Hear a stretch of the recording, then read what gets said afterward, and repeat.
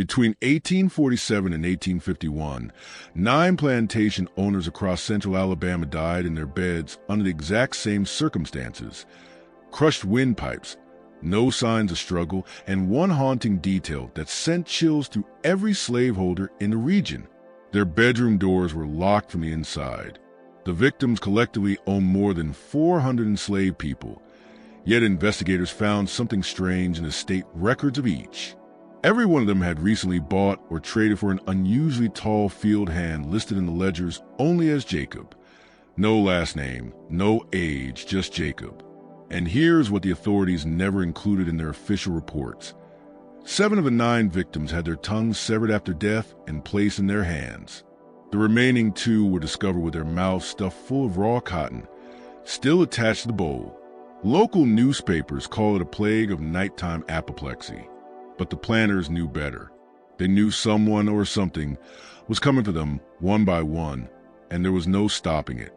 Before we continue with the story of Big Jacob and the terror that swept through Alabama's plantation country, I need you to do something for me. Hit that subscribe button right now, because what you're about to hear has been buried in courthouse basements and private family archives for over 170 years. And tell me, where are you listening from? Drop your state or city in the comments. I'm genuinely curious to see how far the story travels.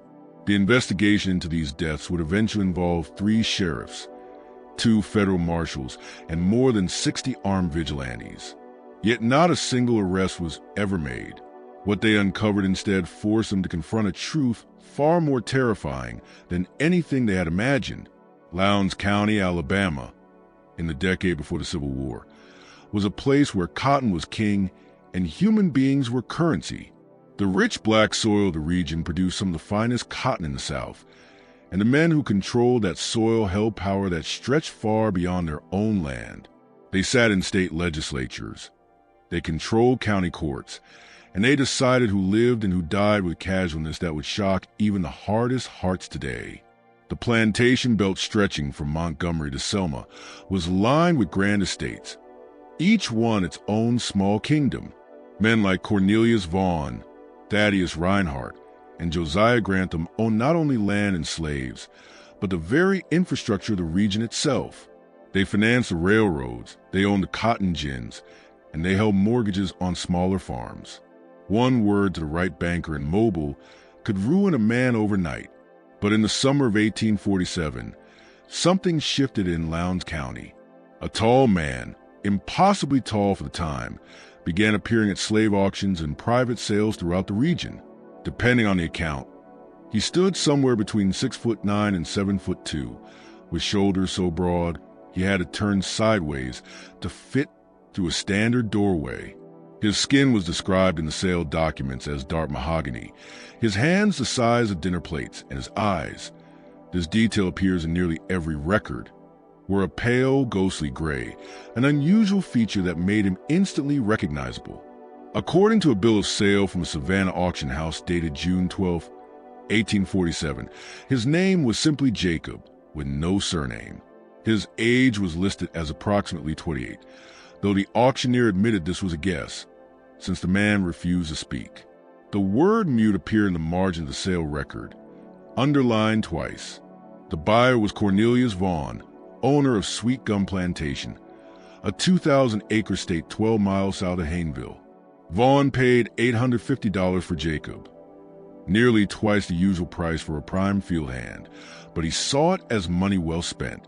A man of Jacob's size could do the work of 2 ordinary laborers, and his silence was viewed as a blessing, not a flaw. A slave who couldn't speak, couldn't plot, couldn't spread discontent, and couldn't testify against his master. Vaughn brought Jacob back to Sweet Gum in chains, though reports suggest the chains were more for show than for restraint. Jacob moved with an eerie calm, his massive frame carrying itself with a grace that seemed unnatural for some of his build. The other slaves on Sweet Gum, 93 men, women, and children, according to the 1847 property inventory, watched him arrive with a mix of fear and fascination. What Vaughn didn't know, couldn't have known, was that Jacob had been sold 6 times in just the past 14 months, each time to a wealthy planter. each time resold within weeks, sometimes even days. And in every case, the seller wasn't the original buyer, but the man's widow or surviving relatives. The pattern was right there in records, clear as daylight, scattered across 3 states and a dozen auction houses. But no one had ever bothered to connect the dots. No one had asked why a prime field hand kept showing up on the market. No one had wondered what happened to the men who bought him. Sweet Gum Plantation, in 1847, was one of the crown jewels of Lowndes County. The main house was a Greek Revival masterpiece, with 6 towering columns along its portico, all built from bricks fired right there on the property. Cornelius Vaughn lived there with his wife, Margaret, their 4 children, and Margaret's elderly mother. The household employed 3 white overseers, 2 light-skinned house servants, and maintained a field staff divided into 3 work gangs according to strength and ability. Vaughn himself was 52, a second-generation planter, whose father had moved to Alabama from South Carolina in 1818. By local standards, he was considered stern but fair, meaning he used the whip less than some, but used it nonetheless. He attended the Methodist Church in Hayneville every Sunday, served on the County Board of Commissioners, and had twice been elected to represent Lowndes County in the state legislature. But among the enslaved community, Vaughn's reputation carried a darker weight, one that the white citizens of the county knew nothing about. He was known as a breaker of spirits, a man who took particular satisfaction in crushing any trace of pride or independence in those he owned. Vaughn never sold families together unless absolutely necessary. To him, separating mothers from children, husbands from wives, was the most effective way to prevent bonding and rebellion. Jacob was assigned to the first gang, the strongest field hands who worked from before dawn until long after dark during cotton season. In his very first week at Sweet Gum, he picked more cotton than 3 men combined. By the second week, the overseer, Randall Peak, made a mistake he would never repeat. Peak assumed Jacob's silence meant submission. One afternoon, during a brief water break, Peak struck Jacob across the back with a hickory cane for moving too slowly. It was a routine punishment, the kind delivered dozens of times a day across thousands of plantations. But Jacob's response was not routine. He stopped moving entirely. He did not cry out. He couldn't, being mute, but he turned his head slowly and fixed his pale gray eyes directly on Peak. The stare lasted no more than 3 seconds. Then, without a sound, Jacob turned back to work. Peak would later tell others that in that moment, something inside him shifted, as if his very insides turned to water. He never raised a hand to Jacob again. The other slaves began to notice things about the giant man. He never ate with the others. Each evening, he would take his ration of cornmeal and salt pork and disappear into the woods at the edge of the plantation, returning only when full darkness had fallen. Some of the older women whispered that he was praying. Others said he was planning. A few, their voices barely more than a breath, murmured that he was remembering. On the night of September 3rd, 1847, exactly 83 days after Jacob arrived at Sweet Gum Plantation, Cornelius Vaughn went to bed at his usual hour, 10 o'clock. His wife, Margaret, had retired earlier, complaining of a headache. The house was silent. The children slept upstairs. Margaret's elderly mother snored softly in her ground floor room. At 6 the next morning, Margaret Vaughn found her husband dead. The scene that met her eyes would burn itself into her memory until her own death 40 years later. Cornelius lay on his back in their 4-poster bed, eyes open and bulging, his face a mottled purple-gray she first mistook for shadow. His mouth gaped wide as if frozen mid-scream, but his tongue was gone, severed cleanly at the root. The missing tongue had been placed carefully in his right hand, which rested across his chest. But it was his throat that told the real story. The skin was unbroken, yet the damage beneath was catastrophic. The county physician who examined the body 3 hours later noted that the hyoid bone was crushed, the thyroid cartilage shattered, and the larynx flattened almost completely against the spine. The doctor wrote that the pressure required to inflict such damage would have been enormous, far beyond what any normal man could do barehanded. The bedroom door was locked from the inside. The key remained in the lock. The windows were latched. There were no signs of struggle, no overturned furniture, no displaced bedding, no indication that Vaughn had resisted his attacker. The bed linens were barely disturbed. But the most chilling detail was the cotton. Scattered across the pillow near Vaughn's head were 7 raw cotton bolls, still attached to bits of stem and leaf. They had been arranged deliberately, in a semicircle around where his head had rested. The cotton hadn't come from inside the house. Margaret kept no raw cotton in the main residence. Someone had brought it in from outside. The investigation that followed was perfunctory at best. Sheriff Thomas Braddock arrived by mid-morning with 2 deputies. They questioned the family, the white overseers, and several house slaves. Every person told the same story. They had heard nothing. No screams, no thuds, no footsteps, no doors opening or closing. The house had been perfectly still. Braddock's working theory, which he shared with the Vaughn family that same afternoon, was that Cornelius had suffered an apoplectic fit, a sudden seizure that caused him to bite through his own tongue and somehow crush his throat through violent convulsions. It was flimsy reasoning, but allowed everyone to avoid the darker alternative, that someone had entered a locked room and murdered one of the most powerful men in the county without making a sound. The funeral took place 3 days later. Half the county attended, including nearly every major plantation owner within 20 miles.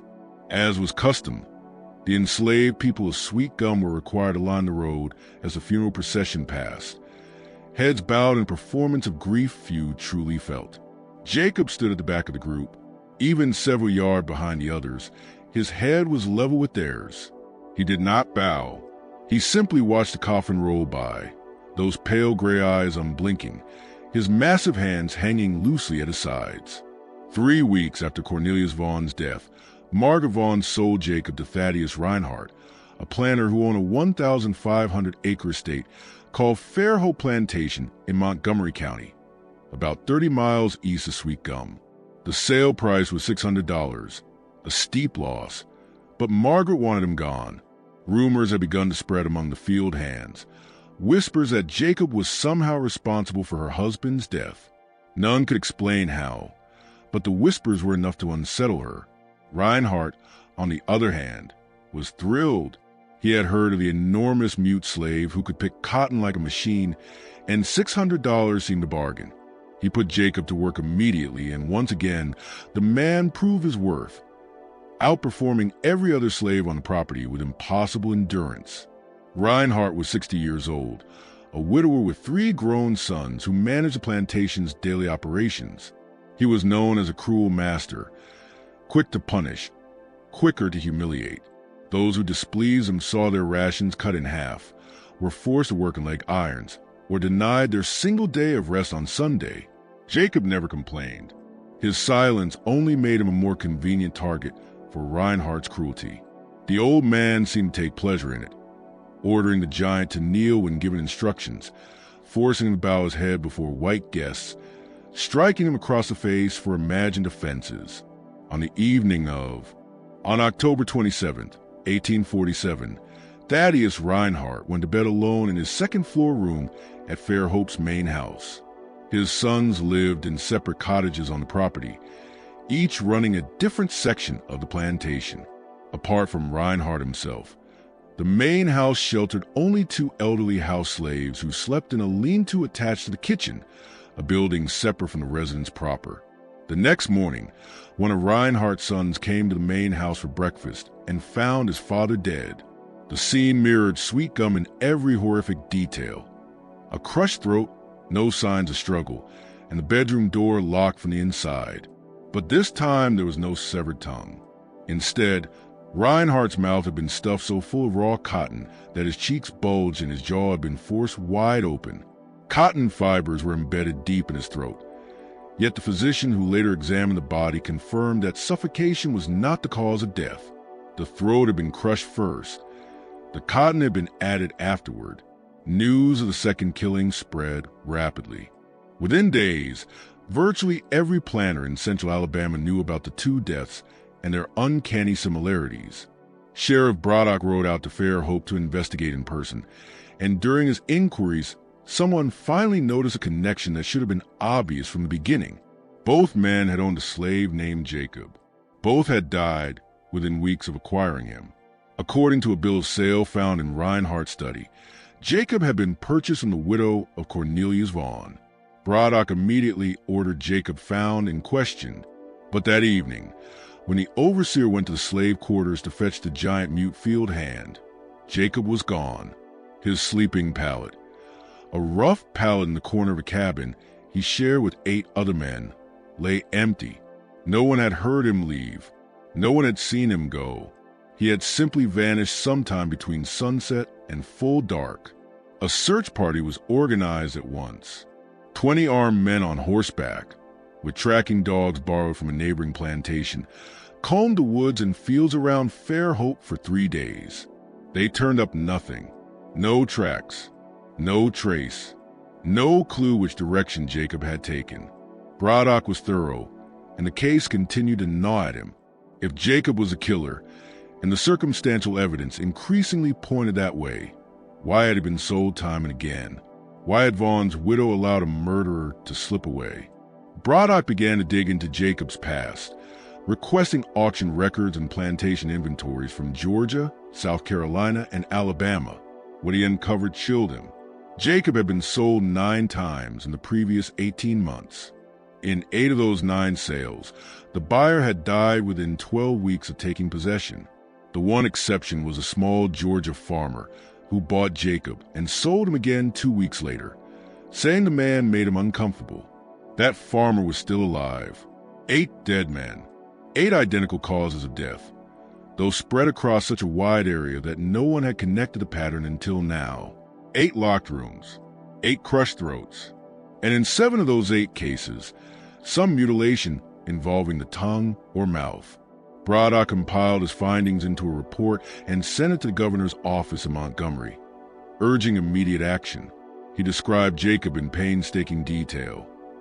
The extraordinary height, the pale gray eyes, the absolute silence, and he warned that the man was likely still in Alabama, probably still killing. The response from Montgomery was swift and blunt. Find Jacob and hang him, but do it quietly. The last thing Alabama needed in 1847, with tensions over slavery already at a fever pitch across the nation, was a public spectacle of the slave who had murdered white men and slipped the noose. Such an event would alarm the enslaved population, terrify white families, and, in the words of one official, undermine the natural order. So the hunt for Big Jacob, as the whispers had begun to call him, was conducted with as much secrecy as possible. Rewards were posted in county courthouses, but not splashed across the newspapers. Descriptions circulated among sheriffs and slave patrols, but were kept out of the general press. Plantation owners across central Alabama took precautions, bolting bedroom doors, keeping loaded pistols at their bedsides, and assigning their most trusted house servant to stand guard outside sleeping rooms at night. None of it would matter. The winter of 1847 was one of the coldest on record for the region. Ice storms in December glazed the plantation belt, coating the cotton fields in a crystalline shine that might have seemed beautiful if one could forget the humans suffering beneath. Work slowed. Slaves huddled in unheated cabins, burning whatever they could spare to keep warm. In the great houses, white families crowded around their hearths and stared into the frozen dark, wondering if the silent killer lurked somewhere in the night. 3 months passed with no new deaths. Braddock allowed himself a cautious hope that Jacob had fled the state or perished in the wilderness, a fate not uncommon for escapees unfamiliar with the land. But on February 9th, 1848, planter Josiah Grantham was found dead in his bed at Elmwood Plantation in Dallas County. The same crushed throat, the same locked door, the same cotton bowls arranged about his head. Grantham owned 112 enslaved people, and his latest ledger showed a field hand acquired only 6 weeks earlier in a private sale. The seller was listed as a Reinhardt, one of Thaddeus Reinhardt's sons disposing of his late father's assets. The slave's name, Jacob. The pattern had become undeniable. Jacob was not running. He was circulating, allowing himself to be sold from plantation to plantation, killing his new owner, vanishing, and then being sold again. How he coordinated the sales, how he ensured he wound up on particular properties, how he managed to enter locked rooms and crush throats without leaving a trace. These questions remained unsolved, but the fact itself was plain and terrifying. What kept Braddock awake those long nights was the method. How was Jacob getting into locked rooms? How was he inflicting such impossible force on a throat without signs of a struggle? How could a man vanish from a captive world where every movement was supposed to be watched and accounted for? The answers, whatever they were, had not yet revealed themselves. Without waking them, without causing a struggle or a cry, and most importantly, why? What motive could drive a man to such cold, calculated, and methodical murder? The answer to that last question came from an unexpected source, an elderly enslaved woman named Bethany, who lived on a small plantation in Perry County. Bethany was known across the region as a healer and a keeper of stories. She was in her 80s, an extraordinary age for an enslaved person of that era, and she had been born in Africa and brought to South Carolina as a young girl on a slave ship. When news of the killings reached Perry County, Bethany asked to speak with the local sheriff. It was an unusual request. Slaves rarely volunteered information to white authorities, but Bethany was respected even by some white residents for her medicinal knowledge, and the sheriff agreed to see her. What she told him chilled him to the bone. Bethany said she had known a boy matching Jacob's description 40 years earlier in South Carolina. He had been just 7 or 8 then, already unusually tall for his age. His mother had come from a West African region where the people tended to grow taller than elsewhere on the continent. His father, Bethany said, was a white overseer of the plantation, a brutal man named Samuel Colton, who took what he wanted from the slave women without a second thought. The boy the elders called Jacob had been mute from birth, Bethany said, but not deaf and certainly not ignorant. He understood everything. He watched everything. And early on he learned that his silence made him invisible to white people. They spoke freely in front of him, never imagining he might remember their words.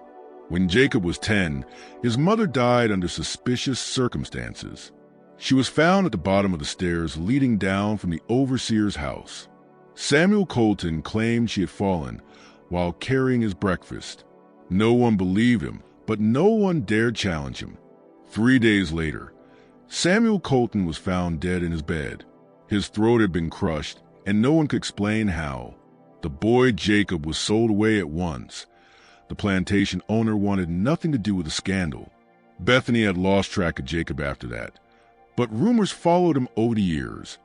A mute slave who drifted from plantation to plantation, always arriving before tragedy struck. Some whispered he was cursed. Others called him a ghost.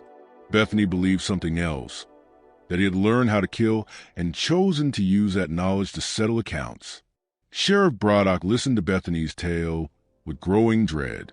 If she was right, Jacob was not random. He was targeting a certain class of men, plantation owners, overseers, men who held ruthless power over the enslaved, men whom Jacob judged deserving of death. But even if motive was becoming clearer, the method remained a mystery. How did a man, even one of Jacob's size, get into locked rooms and kill without detection? The answer came from an unexpected witness. 7-year-old Thomas Grantham, the son of the recently murdered Josiah Grantham. Thomas had been plagued by nightmares since his father's death, visions of shadows in the dark, something vast and silent looming over his bed. His mother dismissed the dreams as grief. But 3 weeks after murder, the boy said something that froze her blood. He had seen the giant slave Jacob in the hallway outside his father's bedroom the night Josiah died, crawling along the ceiling. At first she thought a frightened child's fantasy, but she mentioned it to the sheriff when he came to check on them. Braddock took the boy seriously. He returned to Elmwood Plantation and looked at the long, narrow hallway with fresh eyes. The main house ceilings were 12 feet high, fashioned in the grand Southern style, with doors opening on each side. When Braddock glanced up, he noticed marks he had missed before, Subtle indentations on the ceiling beams, spaced at regular intervals, as if something very heavy had been pressed there. The impressions ran from the servants' staircase at the hall's far end all the way to Grantham's bedroom door. Braddock stood there a long time, trying to make sense of it. He climbed the servants' staircase and looked upward. The stairwell was narrow and steep, meant for house servants, and the ceiling above it was lower, perhaps 9 feet rather than 12. In theory, a man of Jacob's unusual height and reach could brace himself between those stairwell walls, hands on one side and feet on the other, and crawl upward without touching the steps. From there, he could continue along the hallway's ceiling in the same way, pressing limbs against opposite walls and suspending his body above the floor. It sounded impossible. The strength required would be beyond human. Yet Jacob was not an ordinary man. His size, his silence, his patience, everything about him hinted at abilities beyond the usual.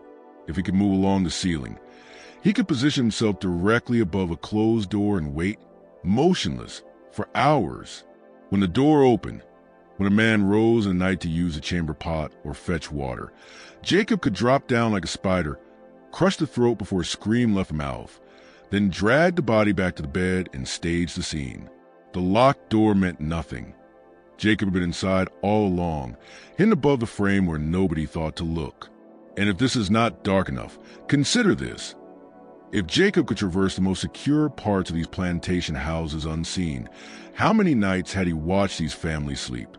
How many times had he hung motionless above a bed, deciding who would die and who would live?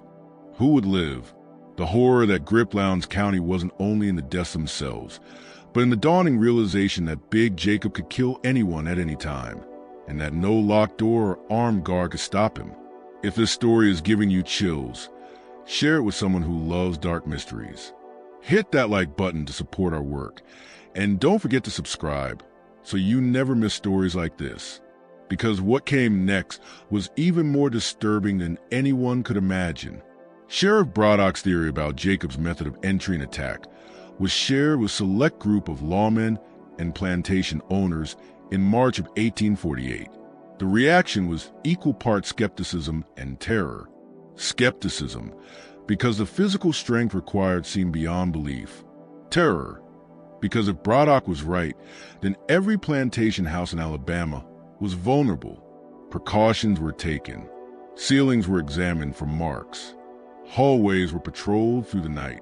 Some planters even sealed the cracks around their doors with rags, hoping to block any view from the outside. But none of it mattered. Every defense they built was based on a fundamental misunderstanding of Jacob's pattern. The planters assumed he would strike soon after being purchased, as he had with Cornelius Vaughn and Thaddeus Reinhardt. They were most alert in the first few weeks. But when months passed without incident, their vigilance faded. What they didn't understand was that Jacob had learned patience. His next victim, William Sturtevant of Wilcox County, owned Jacob for 4 full months before his death on June 12, 1848. Sturtevant had taken every precaution Braddock suggested. He inspected the hallway ceiling weekly. He slept with 2 loaded pistols beside his bed. His most trusted house servant, an elderly man named Moses, slept on a pallet outside the locked door. It didn't matter. On the morning of June 13th, Moses woke to silence. When he entered the room, Sturtevant was dead, his throat crushed, his tongue severed and placed carefully in his right hand. Cotton bowls were arranged around his head in a perfect semicircle. When investigators arrived, they found something else. Fresh marks on the ceiling beams above the bed. Marks that hadn't been there 3 days earlier. Jacob had somehow gained access to the house, climbed to the ceiling, and waited. And when the moment came, he struck with the same cold precision that had defined every killing before. The death of William Sturtevant marked a turning point. Until then, there had been a faint hope that Jacob might be captured or killed. But now, even the most hardened men began to admit the truth. Jacob was not merely a strong man. He was clever, deliberate, and completely devoted to his mission. Governor Reuben Chapman, under pressure from terrified plantation owners, authorized the formation of Special Patrol, a 20-man unit dedicated solely to hunting Jacob down. They were led by a professional bounty hunter named Marcus Pettigrew, a lean, hard man in his early 40s. Pettigrew had spent 2 decades tracking fugitives across the South, claiming over 300 captures and boasting that he had never failed once he took a contract. His methods were cruel but effective, and Alabama's planter class no longer cared about cruelty. They wanted results. The bounty was set at $5,000, dead or alive, an enormous sum that showed how desperate the state had become. Pettigrew began by gathering every scrap of information on Jacob's movements. He studied plantation records, bills of sale, and testimonies from anyone who had ever seen the giant mute slave. A pattern emerged. Every man Jacob had killed shared the same traits. All were wealthy plantation owners with large holdings. All had reputations for brutality. Men who used the whip freely, broke up slave families, and treated human lives as tools. And in several cases, they had known each other. They had shared business ventures, traded slaves together, and even invested in the same trading firms. Again and again, one name surfaced among their connections: Samuel Colton, the overseer who had died in South Carolina 40 years earlier. Colton, Pettigrew discovered, had not been just an overseer. He had been a slave trader on the side, buying and selling people for personal profit. Many of the men Jacob later killed had done business with Colton in the 1820s and 1830s, purchasing enslaved Africans he had acquired through means so cruel that even other traders had called them questionable. Bethany's story about the mute boy whose mother died under suspicious circumstances began to take on chilling new meaning. If Colton had indeed been responsible for that woman's death, and if Jacob had learned of the men who profited alongside him, then Jacob was not killing randomly. He was following a list, one written in blood, 40 years old. Pettigrew realized the only way to catch Jacob was to think like him, so he dug deeper. Using Colton's old trading ledgers, Pettigrew cross-referenced every known associate still alive in Alabama. When he finished, the list contained 11 names. 8 were already dead. That left 3: Nathaniel Harwick of Butler County, Isaiah Drummond of Choctaw County, and Preston Dean of Marengo County. All 3 were warned immediately. Pettigrew divided his men into 3 groups, assigning each to guard one of the potential targets. For 6 tense weeks, nothing happened.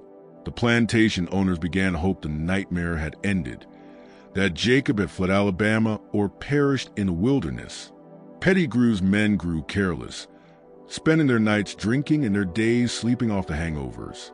Then, on August 2nd, 1848, Nathaniel Harwick was found dead in his bed. Luminescence, like iron left too long in the heat of a forge. He called to the others, but before anyone could respond, a sound echoed through the stable yard, a low metallic groan, as though the earth itself were shifting. The men rushed toward Jacob's post, rifles ready, only to find the chain sagging loosely against the ground. Jacob was gone. There was no sign of forced entry, no broken links, no footprints leading away from the post. The ground around him was undisturbed, save for a faint ring of ash where the chains had fallen. The guards were stunned into silence, staring at the empty spot where the mute giant had stood only moments before. Pettigrew arrived within minutes, drawn by the commotion. When he saw the empty posts and the discarded chains, he cursed violently, then ordered the entire plantation searched from the slave quarters to the farthest edge of the property. The men combed the fields, the barns, the storage sheds, even the nearby woods. But there was no trace of Jacob. By morning, word had spread throughout the county. The giant slave who had haunted the nightmares of Alabama's planter class had vanished under armed guard, leaving nothing but cold metal and scorched earth behind. The official report that Pettigrew filed the next day stated that Jacob had escaped, but even he did not believe that explanation. In private, he admitted to several of his men that he had felt the heat radiating from the chains himself, as if they had been pulled from a fire moments before. For months afterward, rumors circulated about sightings of Jacob. Some claimed to have seen him in the swamps of the Black Belt. Others said he was wandering near the Mississippi border, moving silently through the night. But none of these stories could be verified. By the winter of 1848, the murder ceased. No more plantation owners were found dead in their beds. No more cotton bowls were arranged like funeral crowns. It was as if Jacob had finished what he came to do, or vanished into the earth itself. Years later, long after the Civil War had ended, an old man claiming to have been one of Pettigrew's patrolmen told a story to a traveling journalist. He swore that on the night Jacob disappeared, the air around the stable yard had turned unnaturally cold, and he had heard a sound like distant singing, low, rhythmic, almost like a prayer. When the journalist asked what he thought it meant, the man only shook his head. It meant, he said, that Jacob was never just a man.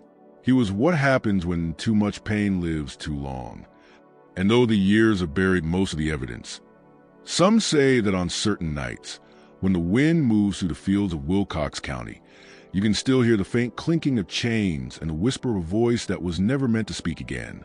If this story gave you chills, share it with someone who loves true horror born from history. Like the video.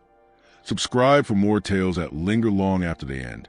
And remember, some ghosts don't haunt houses. They haunt legacies. Anything that might connect them to the murders. Most had nothing but papers, coins, and pocket watches.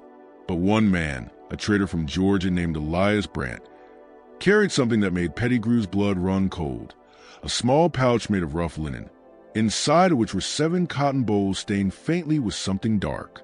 When confronted, Brandt denied everything, claimed he had purchased a pouch from one of Dean's field hands as a charm against bad luck. But as Pettigrew questioned him, Jacob began to laugh. It was a sound so raw and unnatural that it silenced the entire yard. Deep, hollow, and joyless, it echoed through the stables like a sound from somewhere far below the earth. The laughter broke Brandt's composure. He fell to his knees, trembling, muttering something under his breath that none of the guards could understand. Pettigrew grabbed him by the collar and demanded that he speak clearly.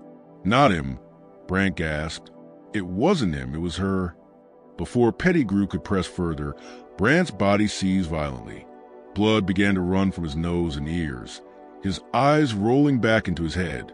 Within seconds, he collapsed onto the dirt, dead. Pettigrew stepped back, horrified. There were no wounds, no signs of struggle. It was as if something unseen had crushed the life out of him. When Pettigrew turned to look at Jacob, the giant's smile was gone. His expression was blank again, calm, almost mournful.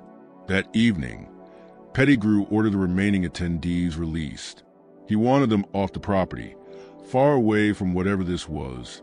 But before he left the stable yard, he approached Jacob one final time. "Her," Pettigrew said quietly. "You mean your mother?" For the first time, Jacob's eyes shifted.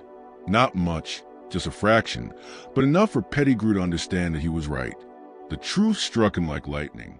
Jacob had not been killing for vengeance alone. He was a vessel. Something had been working through him. Something that began with the death of his mother decades ago under the hand of Samuel Colton.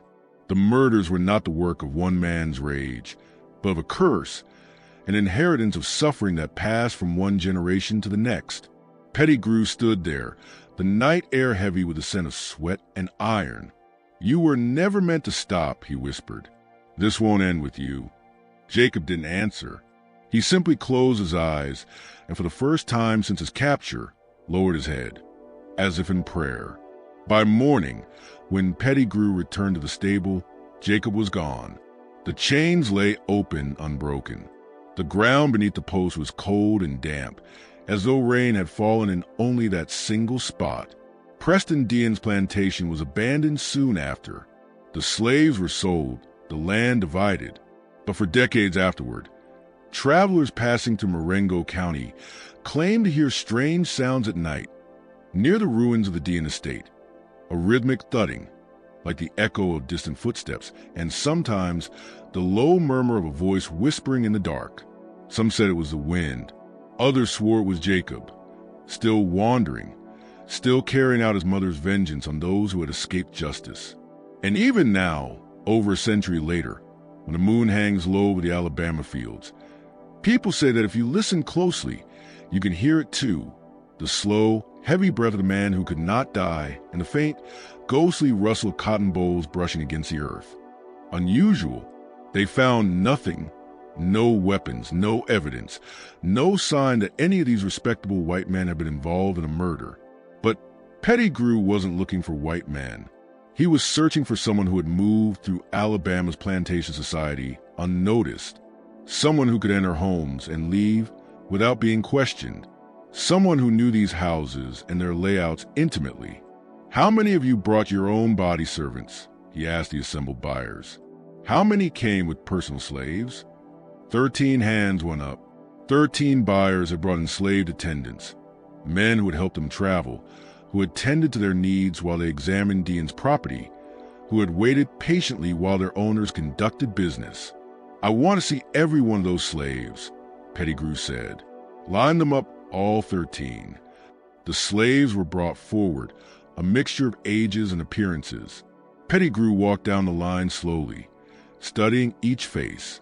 He was looking for something specific, though he wasn't entirely sure what. Then he found it. The 10th man in the line was shorter than Jacob, maybe 5'10", and his skin was several shades lighter. But when Pettigrew looked into his eyes, he saw the same pale gray color that had made Jacob so distinctive.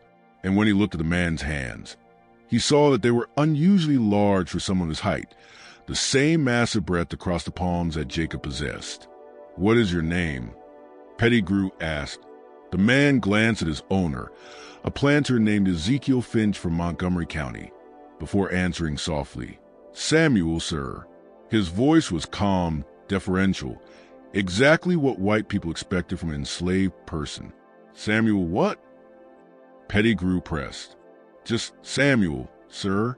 I don't have another name." Pettigrew studied the man's face for a long moment. Then he said, "Take off your shirt." The request clearly made Samuel uneasy, but refusal was not an option.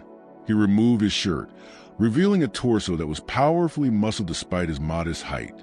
And there, on his left shoulder, was a brand burned into his skin decades earlier. The mark was a stylized SC, the initials of Samuel Colton, the overseer who had died in South Carolina 40 years ago. The overseer who had been the common link among so many of Jacob's victims. "You were one of Colton's slaves," Pettigrew said quietly. "And you survived. How many others survived?" Samuel said nothing, but his eyes flicked involuntarily toward Jacob, still chained to the post in the center of the yard. Pettigrew felt the full horror of the truth settle over him. Jacob had not been acting alone. He had coordinated a network of slaves across multiple states, all connected by their shared history with Samuel Colton and the men who had done business with him. They had been passing information, arranging sales, positioning themselves on plantations where Colton's former associates now lived. And while Jacob drew attention to himself with his size and silence, others, men like Samuel, who looked ordinary, who could speak and move freely, had done the actual killing. "Check the others." Pettigrew ordered his men. "Look for the same brand. Look for the gray eyes. Look for any sign of connection to Colton." By nightfall, they had identified 6 more people among the 13 personal attendants who bore Colton's brand or showed other signs of association with the old slave trader. 6 people who had been moving through Alabama society unseen, hiding in plain sight, waiting for their chance. But that only made 7. Jacob had held up 9 fingers. The other 2, Pettigrew realized with a sinking feeling, were still out there, and one of them had killed Preston Dean. The interrogations began immediately. Pettigrew had the 7 suspects separated and questioned individually, but none of them would speak. They simply stared at their interrogators, some defiant, others blank, refusing to confirm or deny anything. Jacob, still chained to his post, watched the proceedings with that same faint smile. He had accomplished what he intended. He had exposed the network. He had forced Alabama's white population to face the unthinkable, that enslaved people could organize, could coordinate, could plan, and execute a campaign of targeted killings right under their masters' noses. And the terror this revelation caused was, in many ways, more destructive than the murders themselves. That night, A heated debate erupted among Pettigrew, Sheriff Braddock, and the governor's representatives who had arrived in response to the day's discoveries. What should be done with Jacob and his network? The obvious answer was execution. Public hangings as a warning to any other enslaved people who might dare to dream of rebellion. But several voices argued against it. A public execution would demand a public explanation, and any explanation would expose how sophisticated and far-reaching Jacob's operation had been. It would reveal that enslaved people had successfully killed 9 prominent white men over 18 months without detection.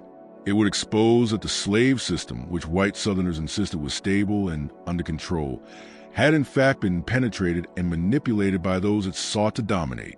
The psychological impact on Alabama's white population, and by extension on the entire South, could be catastrophic. It could inspire other enslaved people to rise, to form their own hidden alliances. It could unravel the illusion that slavery was unshakable. After hours of argument, the decision was made. Jacob and the 7 identified members of his network would be executed quietly, without public announcement. The official story would claim they had died of disease, cholera, perhaps, or typhoid. Their bodies would be buried in unmarked graves. The remaining 2 members would be hunted down and eliminated just as quietly. As for the murders themselves, they would be blamed on natural causes, or, where that was impossible, on unknown assailants who had fled the state. The connection between the victims would never be acknowledged. The name Jacob would be erased from all official records, wiped clean, as if he had never existed. It was a cover-up of extraordinary scope, was motivated not by justice, but by fear. Fear of what the truth might awaken in 4 million enslaved people across the South. The executions took place on September 16, 1848, in a clearing 5 miles from Preston Dean's plantation. Jacob and the 7 others were hanged one by one, their bodies left dangling from the same oak tree until nightfall, when they were finally cut down and buried together in a mass grave. According to the official report, Jacob remained silent until the very end. He didn't struggle as the noose was placed around his neck. He didn't attempt to speak, to explain himself, or to justify what he had done. He simply stood on the platform, those pale gray eyes scanning the faces of the men who had gathered to watch him die. And then he smiled, that same mechanical, unsettling smile. Moments later, the platform dropped, and big Jacob the Silent was no more. The hunt for the remaining 2 members of Jacob's network continued to the fall and winter of 1848. Marcus Pettigrew devoted months to the search, traveling across Alabama, Mississippi, and Georgia, following rumors and investigating any enslaved person who matched the network's distinctive traits: unusual height, gray eyes, and hands too large for their frame. He eventually found one of them in January of 1849, working on a plantation in Clark County. The man was executed quietly, his death officially recorded as an accident involving farm equipment. But the 9th member of the network was never found. Pettigrew searched for 3 more years before finally abandoning the hunt in 1852. The official records of Lowndes, Dallas, and Wilcox counties, and all the other jurisdictions where murders had occurred, were quietly altered. Death certificates that once listed unknown causes or suspicious circumstances were revised to read apoplexy or natural causes. Estate documents that mentioned a slave named Jacob were edited, his name erased or replaced with more generic identifiers. Newspaper archives that had briefly reported the mysterious deaths were in some cases physically altered, pages removed, reprinted, and reinserted without certain incriminating details. The conspiracy of silence was remarkably effective. Within a decade, the story of Big Jacob had faded from public memory. The few who remember it were reluctant to speak, partly because they had been ordered not to, and partly because the truth itself was too horrifying to face. But the story lived on among the enslaved. It was passed down through generations, reshaped and embellished as oral tales often are, yet preserving its core truths. A giant man who could not speak, a hidden network striking back at his oppressors, a campaign of vengeance that white authorities could neither prevent nor comprehend. Some versions claim Jacob had possessed supernatural powers, that he could walk through walls or vanish at will. Others said he had never been captured at all, that the execution had been staged and he'd escaped to the north. Still others insisted that Jacob was merely one of many, that the network endured long after his supposed death, silently eliminating the cruelest slave owners and overseers. The truth, as best as it can be reconstructed from surviving fragments and secondhand testimonies, is simpler and perhaps even more extraordinary than the legend. Jacob, or Jacob, as he was likely called in his youth, was born into slavery around 1819 in South Carolina. His mother had been a woman of towering height, brought from West Africa as part of the last generation of captives imported before the transatlantic slave trade was officially outlawed in 1808.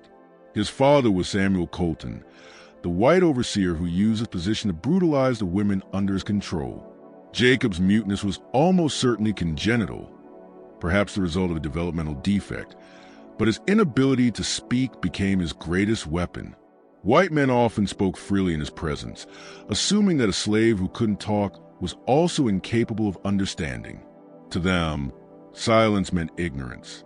This arrogance allowed young Jacob to learn what few enslaved people ever could: the names of traders, the routes of the domestic slave trade, and the intricate web connecting plantation owners and the men who supplied them with human property.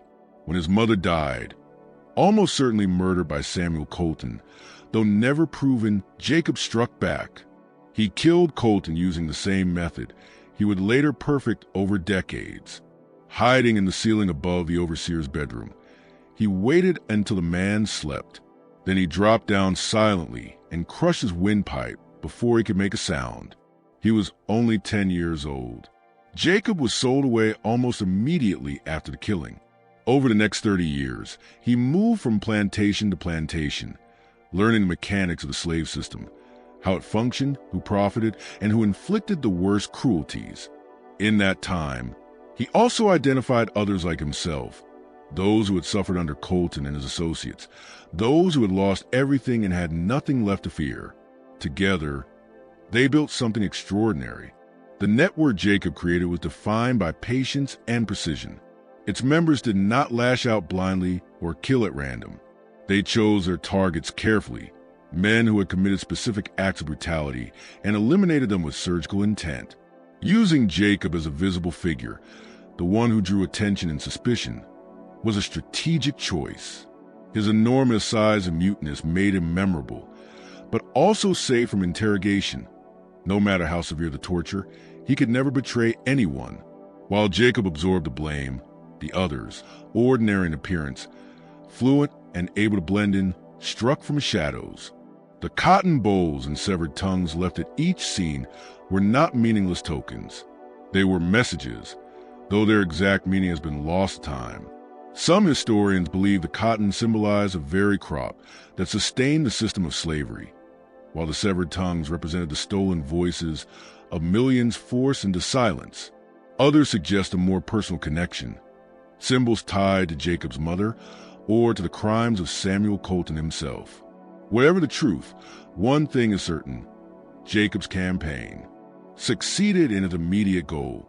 9 men who had profited from Samuel Colton's slave-trading empire met their deaths as a direct result of Jacob's network. Several others, including Isaiah Drummond, fled Alabama entirely, selling their slaves, abandoning their plantations, and vanishing out of fear. The economic impact on Alabama's plantation system was not catastrophic, but it was notable enough to appear in contemporary financial ledgers. Yet the long-term effect was far more profound and far more subversive. The story of Big Jacob, even after its official suppression, became part of the underground folklore of enslaved resistance. It proved that the system could be infiltrated, that with patience and organization, even the seemingly invincible machinery of slavery could be made to bleed. It whispered that justice, raw, bloody, and perilous, was still possible even for those stripped of every legal right. In the years leading up to the Civil War, scattered incidents began to surface across Alabama and neighboring states. Plantation owners found dead in their beds, throats crushed, doors locked from the inside, no signs of struggle. None of these cases were ever officially linked to Jacob's network, and perhaps they never could be. Whether they were the work of surviving members or imitators inspired by the legend, no one can say. What is known is that Marcus Pettigrew, the bounty hunter who captured Jacob and oversaw his execution, never again worked as a slave catcher after 1849. He returned to Tennessee, took up farming, and lived a quiet life until his death in 1867. In his later years, family members recalled, he would sometimes wake in the middle of the night, insisting that he could feel eyes watching him from the ceiling above his bed. Sheriff Thomas Braddock continued serving in Lowndes County until 1861, when he resigned rather than be conscripted into Confederate service.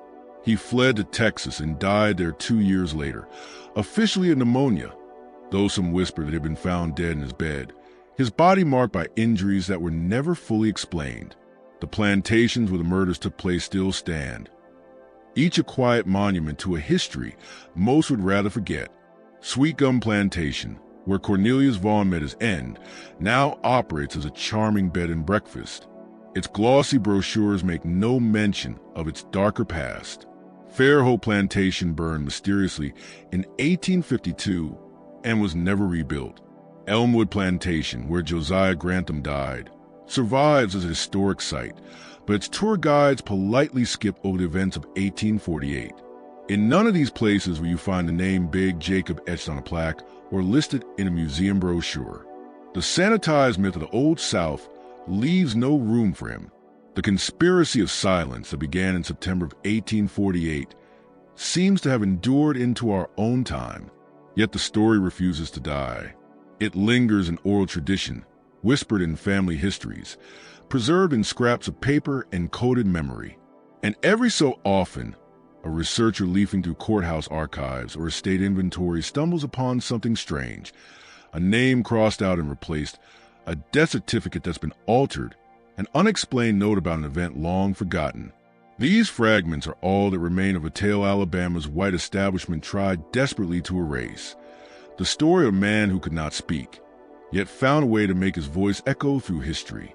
A man who was treated as property, yet refused to be owned. Who was considered less than human, yet proved himself more intelligent, more deliberate, and far more dangerous than any of those who call themselves his masters. This mystery reminds us that the history we're taught is often incomplete, that official records tell only part of the truth, and that the most powerful acts of resistance are sometimes the ones most thoroughly buried. So what do you think? Do you believe everything about this story has been uncovered? Or could there still be more to Jacob's network? More secrets, more ghosts, waiting to be discovered? Leave your thoughts in the comments below. And if you enjoyed this story and want to hear more haunting mysteries like it, subscribe, hit the notification bell, and share this video with someone who loves dark history and hidden truths. See you in the next story.